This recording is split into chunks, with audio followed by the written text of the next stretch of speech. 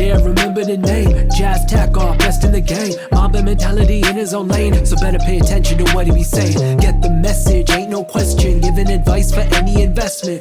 Welcome to the broadcast, the Jazz Takhar podcast. Talk to my guys, talk to my girls, and tell my people what is rebate for you. Like, what does it do? And then we're gonna go in because we were talking off air for like not too long, and I say that because I don't want my people to think that they missed out on stuff. But I want to bring them up to speed because I actually learned a little bit about you. Like, you've been licensed in the business in real estate. You've kind of dabbled into some things in real estate. I want to talk a little bit about that. For sure. But let's get into what the company is and how did that all start. Okay. So I started my career in building, a company called Ivy Construction, and started building homes in Toronto, doing infill stuff. Did that from 95 until about 2010. Started doing contract work for people under the same name. And then in around 2012, I was finishing a house for my family and came across this program from the government. Saw that there was a need, there was nobody doing it, and then opened up Rebate for You. Started that in the end of 2012, and we're just celebrating 10 years now. Congrats, my friend. Yeah. I do like to tell my podcast viewers and listeners when I haven't worked with somebody, because I want to give full transparency that they need to do the due diligence on their own, do the background checks on the people in the company that you're working with. The nice thing here is that a lot of my clients have worked with you. Yeah. And we get glowing testimonials. Still, I want you as a viewer or a listener to do your due diligence on Michael and the team. Absolutely. And everything, right? You came to this you came aware of this program, you said, in 2012. 2012. And even me, I got licensed in 2005. I probably didn't come across it until we started to help a lot of our investors with investing specifically right. into pre-construction condos until I'm going to say about 15, 16. Right. Well, before 2010, right. it existed completely in a different format. And what was that format? So it was, if you know, before 2010, it was just GST and PST. And then in 2010, they harmonized the taxes. So pre-2010, it was a GST rebate on new construction only, so a pre-built condo or home, and it was only on the GST amount, and it was capped at $450,000 as a limit. So anybody who bought anything over $450,000 back then, it wasn't even an issue. There was no rebate available for them. But they still had to pay it? Well, you had to pay your GST. And that would have been 7%.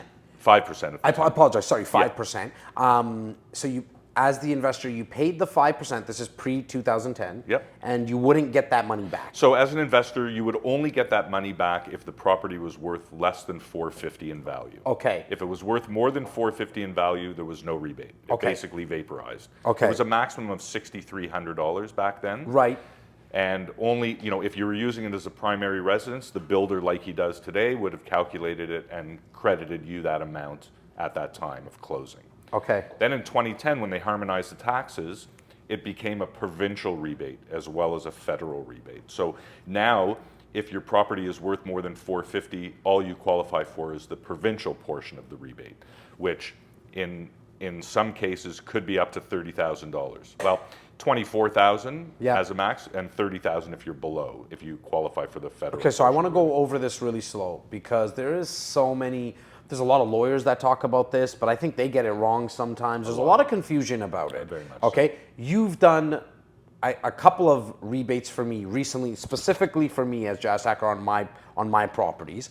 And I get the ledger from you and all that, but because you've done so many for my clients, I kind of trust what you're doing there, right? But I really need you to walk my clients through this. So I'm buying a condo as an investor today, 2022, for $500,000. Yep. Let's use real numbers actually, because there's not much for $500,000. Let's say $700,000. Okay. And I'm going to close on it. Let's just say I'm closing on it now. It makes it easy for simple math. $700,000 I'm closing on a property. So you've told the builder that it's going to be a rental property. Yes, I'm an investor. On that $700,000 property, there's a $24,000 rebate available. Okay. That's anything over $450 in value. Yep. Is capped at 24. Okay, so the $250,000 that's above the 450. Am I using that like as a no? okay. It's just a number. So It's just a number. if you buy a condo for $5 million, it's still a $24,000 rebate. Okay. If you buy it for $500, it's a $24,000 rebate. Okay, so if you buy it for less than $500, Yep. then you get the federal portion kicking in. But I don't want to confuse people with that right now. Because I want to explain to them the basics of the rebate. and this is for Ontario. This is for Ontario. So my out of province listeners, you got to figure this out. Maybe there's something at the Well, if the out of province listeners would have the GST rebate available still if the property is below $450 in value. But I'm talking about like if they did this in BC or something. In BC, you're not getting anything. You're not getting anymore. anything. No. Well, do you know then? Like, what about Alberta? Well, I did a lot of stuff in BC before they split their taxes. Okay. Do you remember when BC was harmonized and then they Yep. broke them out? Yep. Once they broke them out, it became back to that 2010, Yep. pre-2010 GST only. Okay. Okay? Okay. So, you know, in Manitoba, in Alberta, and Saskatchewan, and across the east, it's strictly a GST rebate. Your property must be below $450 in value, and there's a maximum of $6,300 available. Okay. So the big one is Ontario. Right. It's a provincial rebate that's kicked in because of the harmonized tax. Okay, so let's use the $700,000 So example. $700,000. How much do I pay at closing of HST? You're going to pay $24,000 to the builder because HST is already included in your purchase price. So Yes. you buy something for $700,000. Yep. It includes the HST. And it also includes an HST rebate. Okay. Now that rebate's only available if you're using it as a primary residence. Okay. So your investor clients will have informed the builder that they're not using it as a primary. Yep. It's going to be an investment property. The builder will say, you can no longer qualify for the rebate that I'm available to give you. Okay. Because all they're willing to give you is the primary residence portion. Right. Which is still the same 24. Yep. But now you're an investor, you close the property, you pay the builder back the $24,000. Okay. Make him whole again. Yep. Because he can't go to the government and ask for it back. Okay. Then you make an application on your own. So all your clients that are coming to me, and when you came to me, we made an application for the HST rebate as an investor. Yep. To get back that same 24 that you left on the table with the builder. Okay. Talking about what the process is and when I help my investors, when I help home buyers and home sellers, I've always come from the mindset that I'm going to teach them how to do it on their own. And the truth of the matter is 98% of them don't. So they use my services. And so I peel back the curtains to all my clients, my viewers, my listeners. I kind of want to go down that route with you in terms of nobody's going to do this on their own. Listen. And so I want you to kind of be, if you're cool with it, we're going to go totally. through what you have to do. But just before we go there though, Michael, the question that I have is as the investor, I paid the $24,000 and I'm going to get it back. Like, why do they even have that process into play? Like, I mean, if you think about it, how many people don't go back for it? Got it. Right? They do it wrong or they wait too long. There's a time limit involved. There's paperwork involved, and there's dealing with the CRA. Right. So a lot of times people will get a letter from the CRA. They don't even want to open it. They'll give it to their accountant. Yeah. You know, because they just That scared brown of it. envelope comes, buddy. That goes if right the brown to the envelopes accountant. come, then the people. And to be honest with you, that's what a lot of it is. People just don't want to mess it up. They figure it's a lot of money to get back, and they want to get it done right. That's not to say you can't do it yourself, right? But you got to follow through. It's a 2 to 3 month process. Yep. You're likely to get a call or two during the process. If you don't answer, CRA? yeah, and they're gonna. Say, they might ask to verify. They might ask for some further information. Got it. You know, like any government program, they're looking to justify giving you the money back. Right.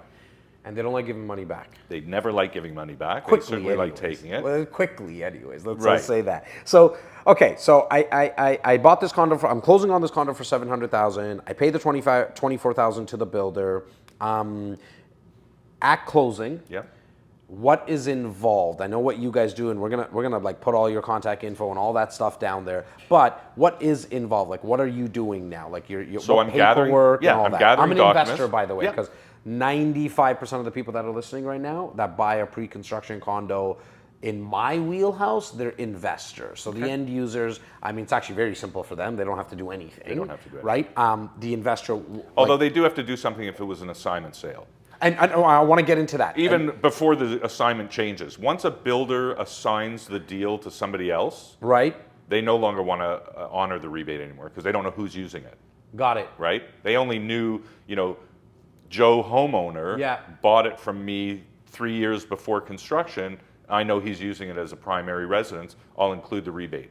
But I'll verify it before he closes to make sure that's what he's doing. Right. Because what a lot of people do is they tell the builder that they're using it as a primary.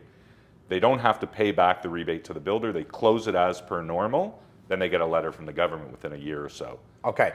Saying, prove to me that you're using it as a primary residence. And they're asking for it's not like a utility bill or anything. No, they don't want to see utility bill. Well, they want to see that you're actually living in the unit. Driver's license? They want to see driver's license. They're going to want to see, deliveries from Amazon or Ubers. They're going to want to see an internet bill. They're going to want to see car insurance. Anything that's located at that address, right, to prove that you're a primary residence. Because back in the day, what you were able to do was just say I am living there, right, and over time, and no one checked, right, and people they were flipping these homes. Right, but now the CRA got smart. They put a couple of guys from REA. They just go on with their computer, onto a REA website, and they see exactly who's living there, who's closed it, who's flipped it, who's sold it. So they're not. There's, hundreds of millions of dollars that they were trying to tax on it. So I get the task force and why they did all that. It's their pound of flesh. 100%.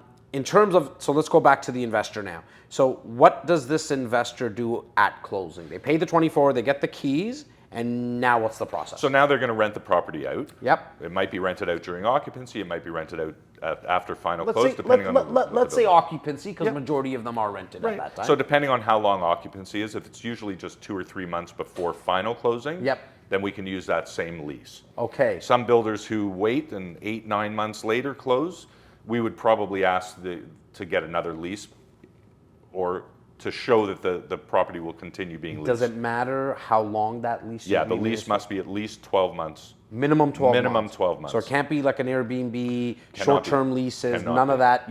That will not allow you to qualify for the rebate if it's less than 12 months. Exactly. Okay.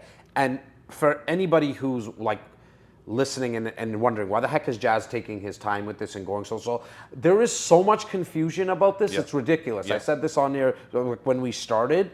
It's probably the one thing in the whole process of real estate that is no one has so the right misunderstood. It is absolutely. So misunderstood. Hence why I think, from an entrepreneurial perspective, kudos to you, brother, to see that, okay, A, there's a need for it, and B, there's not a lot of competition. And I think there might be 2 or 3 companies that do this. I only know yours. It's why you're here, and I vouch for what you do. So keep going down this path. So we're gonna make sure that we have a minimum of 1-year lease. Right. Okay? So the investor will close the property and then either be referred to me or find me somehow, and we'll start the process. And the process requires a number of documents to be given. Once we have those documents, to verify what they are, create the application, submit to the government. Can we slow down and say, tell me what documents? What is it? Well, so you need the lease. Okay. You need a transfer deed. Okay. You need a closing statement of adjustments. Yep. And then you need any agreement of purchase or any assignments. Perfect. All stuff that you would have gotten from your lawyer, except everything will that come transfer in a of deed package. sometimes doesn't show up. The lawyer doesn't get you that until 9, 12, 14 months later at times, I notice. Right. So you might not get it right away. Continue. Right. So you got to press your lawyer because those are 100%. documents necessary. Yeah. Then we create the application, submit to the government. Okay. We charge a small fee. Yep. And then the process happens, and it's usually anywhere between 6 to 12 weeks. Yep.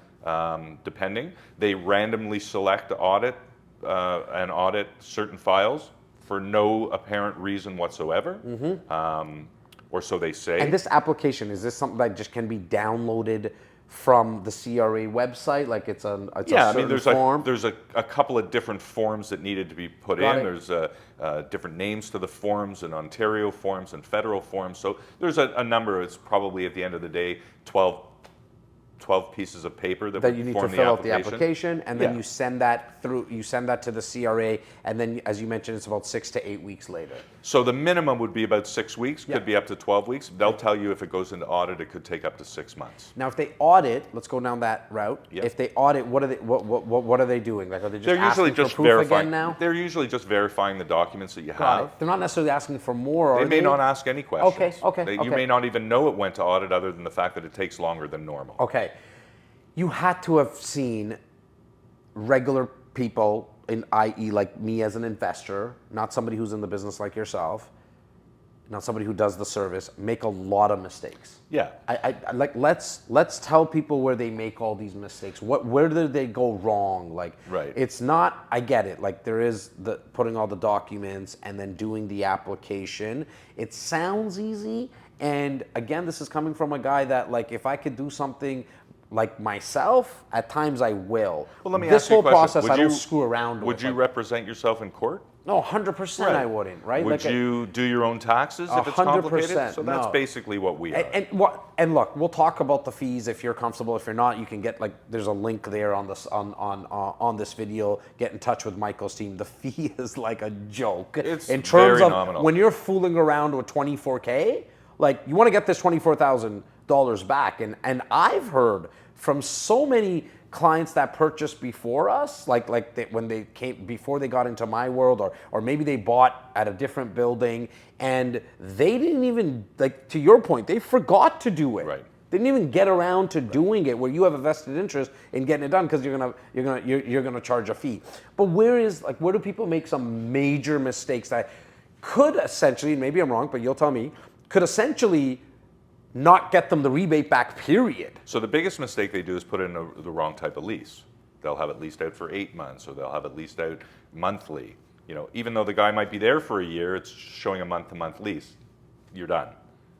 So if somebody has an Airbnb, like, if somebody turned it into an Airbnb, They're not entitled to the they're rebate. not, and as we met, but then they're completely screwed, right? Like, because they don't have a 1-year lease. Like, Right. They So they just don't. They Got can't it. recoup the 24 back. Very important for me The to, other like, biggest advise my clients Absolutely. about that, right? Yeah. No. Airbnb is your. Listen. At the end of the day, if an investor thinks he could make more money at an Airbnb than leasing it out for a year and getting a $24,000 rebate, more power to him. You know, you got to look at But the you got to make numbers. up that 2 G's a month, right? So exactly. Your cash flow better account for that. Like, that's an Exactly. expense that you're not going to be able to get back. Okay, Right. so number one is people Wrong lease. Just the wrong lease. Wrong. Sounds simple, right? Yeah. Like, oh my God, I know. like, you think you'd have I know. you have the 1-year lease agreement, put it into place. Okay. Another huge mistake is, especially nowadays, is a lot of leasebacks. Tridel was known Let's for leasebacks. get into this, because there's a lot of those A coming lot of up. leasebacks. What happens in this situation? So basically, a leaseback is saying to the government that you, the investor, are now the builder. okay. That's what they're saying. Yep. So you're still entitled to the $24,000 rebate. However, there's a tax payable on the fact that you're the builder again. Okay. To explain that to you would probably confuse more people than it should. Talk me through it. Well, basically, what they're saying at the government is if you are leasing back, you're not actually the owner of the property, really. Get it. Right? Yep. You're relying on someone to pay you a rent every month, and it may not be rented out. That person, so for instance, Tridel will sign a lease back. They'll guarantee you 3 years. Mm-hmm. Okay, they'll start paying you $2,000 a month for the rent. Mm-hmm. Well, who's there? What are they doing?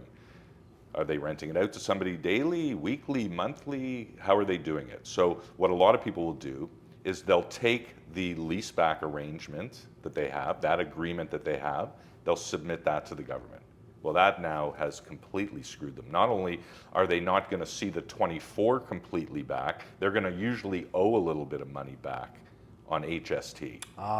So what I always tell my clients is, and that's what a lot of people do. They'll go in with that lease back, think they're doing it great. They'll get refused from the government. Yeah. What we need to see is the sublease from that lease back. Okay, so let's just take this slowly, because I got clients who we've done leaseback deals. And so if, as the investor, the lease at times when they take possession, like when actually occupancy happens, the lease is written that the builder is the landlord. Correct. And Joe Blow is the tenant, not my investor. It's just that it's through the builder and the tenant's name. The investor's name doesn't even show up there. Well, what happens actually, in that situation? Well, so what you need to see is the sublease between the leaseback company acting on behalf of the owner. Got it. With the tenant, showing a 1-year lease. Okay. So usually what the leaseback shows is the agreement between the builder and the owner. Right. That's typically what the leaseback is. Now, but if we see it the other way, Michael, the way that I just explained it, with the leaseback company / builder and the tenant, are we okay as the investor? Well, that's though? now the sublease. That's not the original. That's not the lease that they have. That is the sublease. Right? That is the sublease. Because Okay, the leaseback will have an arrangement with the owner of the property. Right. Which will specify all the terms and conditions. Yes. That's one document. Yep. That's a document that people will send into the government for the rebate, and the government will say, no, you're now the builder. You're no longer a recipient of the rebate. We have to calculate the tax, look at the fair market value, make all the calculations, and then see what we owe you. So if you bought a property that doubled in value, you're screwed. Right. Like you're losing money on the deal. Yeah. So the sublease is the important one. So that will be with the leaseback company, aka the builder, Yep. acting on behalf of your homeowner and a tenant. Okay. Showing a 12-month lease minimum. Now, when you speak to a client, my client calls you and says, "Okay, I've been introduced to you by Jazz. I want to do the whole rebate service." When are you asking? Because some of these guys might not even know, like, in terms of if there's a lease back or not. When does that come into play? Like, what question do you ask? Like, let me see the lease agreement? Yeah. And that's simply just kind of, and then if you see a lease back company or a builder's name, you know something's up. I'll know right away that and it's then not a proper lease. And then you'll need a sublease from And then it. I'll say to Okay. them, this won't work, we need a sublease. So I can't tell you how many calls I get from clients that aren't my clients who have put in a rebate either with their lawyer or their accountant, and they've done it wrong. Okay. So that's a huge one. Yeah. Now, and I can see how that all kind of happens, right? Because the lawyer's up to a lot of stuff, the accountant's up to a lot of stuff. And Yeah, and it's most not of the something lawyers, that they do. I mean, with all due You've been at respect it to lawyers, yeah. they know nothing about the rebate. Well, look, at all.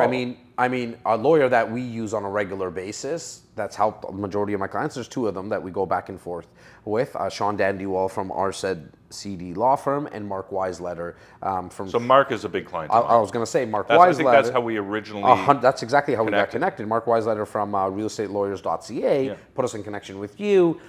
We were actually testing another company out before we even knew about you, and Mark just soared by you, and we said, let's do it, let's move forward. And now a lot of our people are obviously working with you. Is the fact that even as someone as like Mark Weisletter, BNN, CTV News, like all over the media. We were on CTV News. There you go. I love that. I can see why. I mean, this is by far one of the most confusing processes, for lack of a better word, in a whole real estate transaction. So, and what I was trying to say is that with Mark having such a big practice and doing it for such a long time, the guy can probably do this himself. He calls me. But he works with someone like yourself, right? What else? So we know that the lease agreement is number one. We got to make sure that if it's a lease back guarantee, we need to see the sublease. Where else do we see people make mistakes? Just doing it yourself, wrong calculations, wrong documentation. So on the application, it's going to talk about like you got to do the math. You got to do the math. Got it. You got to do the Okay. math. So most people will look at a closing statement of adjustments. Yep. You know how you see the top number is the agreed price, and then your net price for land transfer. Yep. Nobody will tell you how to get to that number. So that's a big problem. So they don't know how to calculate the rebate. Some builders are nice enough to put some numbers on the document. Right. But then when you're doing a rebate on your own afterwards, fair market value is a big thing. So a lot of people will just put the same value that they paid. So you buy something in 2016 for 500,000, or let's say you buy something in 2016 for 300,000, because now you're below 450. There's a federal portion. Yes. Well, they don't calculate it properly. They lose out on the federal portion. So you're reducing what you could get back on the rebate if you don't know what you're doing in terms of the calculations. So let's go back there now. Bought it for 300,000. Now I'm closing on it at 300,000. But the value now, though, Is 500. 500,000. So you And basically you're seeing a lot of losing, that. yeah. So you're losing a portion of the federal rebate. The provincial stays the same. If anybody goes to my website, Yep. rebateforyou.ca, so rebate number 4 letter u.ca. Yes, let's make sure we get that in there. The buddy. landing page has 2 buttons on it. Okay. A blue button and an orange button. Okay. The orange button is for the condo buyer. Okay. All you do is you click the orange button and you type in your agreed sale price. Right. And it will spit back to you the rebate amount. I love that. Very simple. What's the other? Well, now you got me intrigued. The other What's one is the other the number? blue. What's the other color? The other Yeah. color blue Yeah. is for my clients who are doing renovations and new builds of their primary residence. So that's Okay. a whole other aspect to the rebate. What we're talking about now is the rebate for pre-built, Yep. either investor or primary. But there's also a whole other section for people who are, you buy a house, you tear it down, you rebuild. Yep. Or you buy a house, you renovate it. Or you've been living in a house for 20 years, you move out, you renovate it. There's a rebate available for that. And what's up, like off the top, like what's the numbers look like that? The maximum rebate on those is $16,080. Okay. The Ontario New Home Warranty Program. Okay. Sorry, the Ontario New Rebate. Ontario. My apologies. It's all good. I'm gone now to the building side. Exactly. But it's the HST New Housing Rebate. Okay. Is what it When is. did that come into play? Again, it was all prior to 2010 as a GST only, Okay. with a value cap.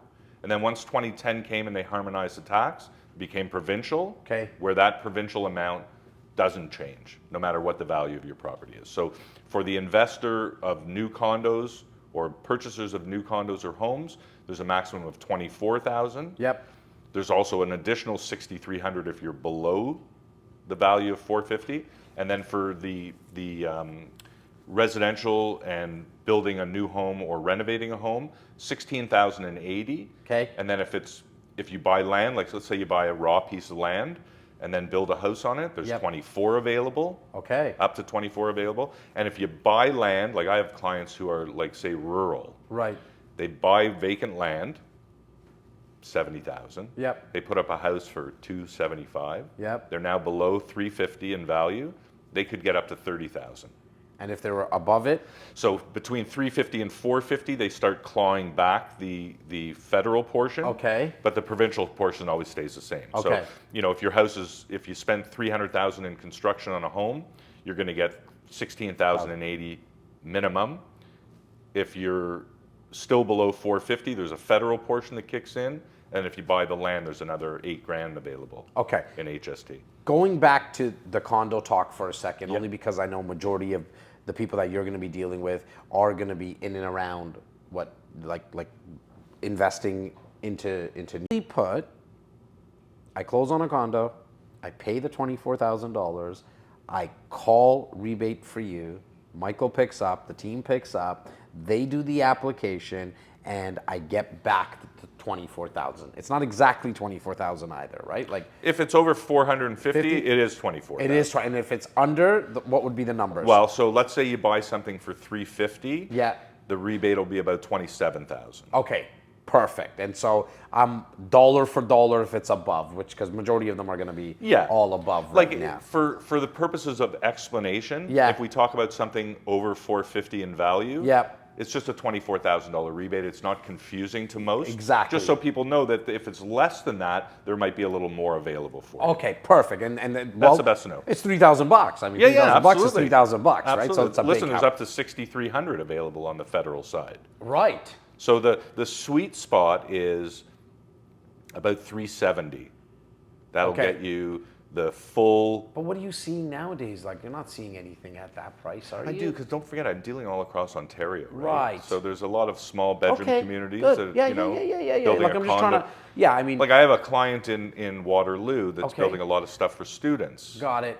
So each unit, Might only be 275. there you go. Right? Okay. Okay, good point. Yeah. Because, I mean, obviously here in the Greater Toronto area, It's hard to find something. You're just Like not people gonna always laugh. Where are you going to find? I said, where are you going to find something for under 450? yeah.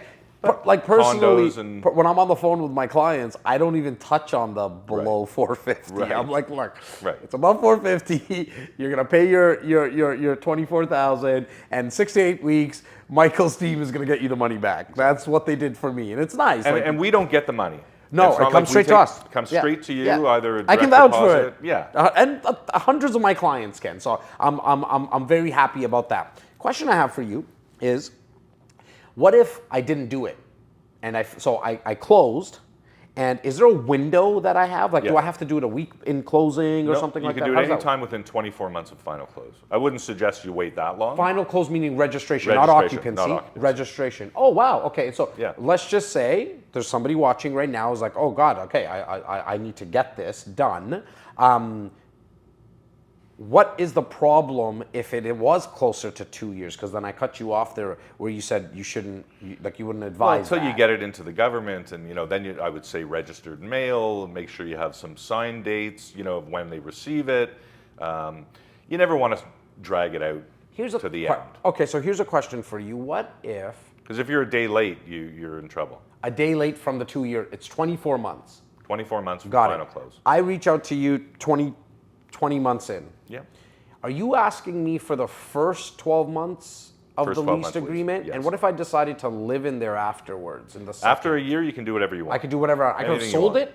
You Here's can a even question. sell it. So even if it got sold, Doesn't matter. it doesn't matter. I can still get that rebate back. Absolutely. That's huge, man. Yeah. That is huge. A lot of people As didn't long do as it. as long as when you close the property, Yep. from the day of closing, you either rent it for a year, like a full 12 months. So I would probably say 13 months, just because you don't want them to screw you around with a 100%. leap year or Yep, something like that. Yeah.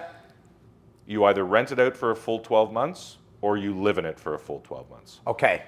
Either or, you can do whatever you want afterwards. Essentially, if you rented it out for 6 months and lived in No, there for 6 months, you're you screwed. cannot. You can't get it can't. back. Okay. So that's actually because I know there's a lot of people who just haven't gotten around to you and or didn't even know you, and so didn't even think about calling you. I can't tell you how many calls I get where people are beyond the time limit. Is that majority of the people that you're kind of dealing with, like where they just they didn't get to you at closing? No, people are usually calling me, well, because it's so confusing, a lot of people think you need to lease it out for a year before you make your application for a rebate, which is not true. The day of closing is when you can make an application. Okay. So I have a lot of clients coming to me a year later saying, I just finished my first year of a lease, I'd like to make the application. And I'm saying to them, well, great, but you could have done it a year ago. You left all this money on the table, Yes. it could have been yours. So as long as you're within 2 years, now after the 1 year, you can do whatever you want. You lived in it for a year, you can sell it, you wouldn't have to pay the rebate back. You're renting it out for a year, you can now move into it, you will have no issue. Yep. Or you could sell the property, you'll have no issue. Okay. Now let's talk about something that we're starting to see a lot because people are not able to close on their properties for a myriad of reasons, but we're starting to see more of it. I shouldn't say a lot, but more of it than we've seen in the last 3-4 years, which is just before closing, even like occupancy, not full registration, they're assigning the property. Okay, so that, for anybody who doesn't know that term, is when the original buyer / assignor then flips the paper, sells the agreement of purchase and sale to a new buyer, being the assignee. What happens with all this HST rebate stuff? Okay, so immediately upon an assignment, the builder will no longer honor the rebate anymore. So even if you're using it as a primary residence, so if you bought the property originally from the builder and it's your primary residence, it'll just be calculated in your closing costs. There'll be nothing out of your pocket, it'll already be included. If you're now closing the property, and you've assigned it, that new the new assignee is now responsible for everything to do with the offer. Yep. The first person is now out of the picture, Okay. and the second person closes it. Now, even if that second person is using it as a primary, the builder will not honor the rebate Okay. because they don't know who's coming in after the original purchaser. So they'll Right. just say, go do it on your own. Then you make an application. So any assignment, and even a client who's going to live in there would come and do a rebate, a different application. Right. Similar process, but a completely different application. Right. They would make that application as a primary residence and get the rebate back. Okay. Normally, without an assignment, the builder would have honored it and it would have been calculated. For the investor, they buy the assignment. Now they go and make their application for a rebate like normal. Yeah, because most assignments are an investor to an investor. Most Not of them. all of them, but most of them Yeah, are. I've seen a lot of investor to homeowners. Yeah, for sure, Yeah. for sure. But as that assignee who is an investor, they're essentially jumping into the shoes of the assignor, Exactly. and so they can come to you, and then that whole process. Same kind of process, starts. exactly. There's nothing really that they don't qualify for, as long as they rent it out for the year. Same, everything still stands the same. Okay, for you to do all the legwork, all the paperwork, all the applications, all that, like, what is it that you charge for stuff We like charge that? a flat fee of $4.95 plus So tax. it doesn't matter. Sorry, $5.95 plus tax. $5.99. I'm sure $5.95 it's plus plus tax. HST. Plus HST. No pun intended. And that doesn't matter when they come. Day after closing, a year after closing. Doesn't matter. You go back, you do it all. So, and that's what I was trying to tell everybody earlier. Like, for $5.95 plus HST, whatever that works out to be, $700 or whatever. $672. There you go. I can tell you personally, I called you. You asked me for an agreement. You asked me for for the agreement of purchase and sale, and then as well as the lease agreement. Maybe my driver's license. I can't remember now. No, didn't ask for anything. No, right? No. I didn't think so. Nothing personal. And 6 weeks. I actually got it back in about. I think you're bang on, man. I got it back 7 weeks later. Okay. And it was a check. I gave you the office of my mailing address, and and it got sent over. Yep. And so I like the fact that it comes directly from the CRA, because there's no time wasted check going to you.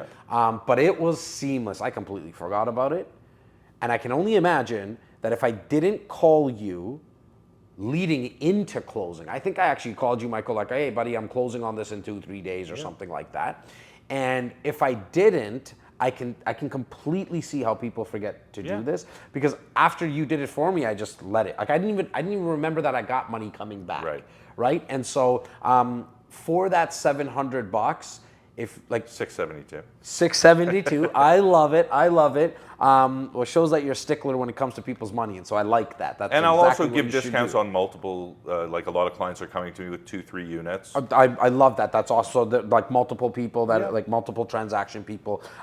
It's a no-brainer, and I don't say that like. I don't just throw that word around. In this situation, because you can make a mistake, you could just forget to do it. That for $672, guys, and you at least invested $100, $150, $200,000. You're already getting a return on your investment for the $672. Just get someone like Michael. I suggest use his service. I have no vested interest in his company. I don't get kickbacks. I don't do that silly nonsense, because I want him to take care of my clients with white gloves, which he does, because I have a lot of testimonials that I get back and saying, wow, like, that was easy, Jazz. Thank you. Like, the friction was removed in that whole process. Yep.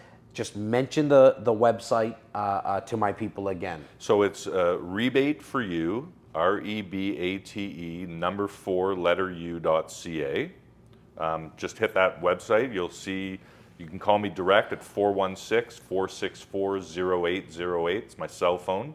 As long as I'm awake, I answer it. That's it. Get your rebate back. Thank you so much, Michael. I really pleasure. appreciate it, brother.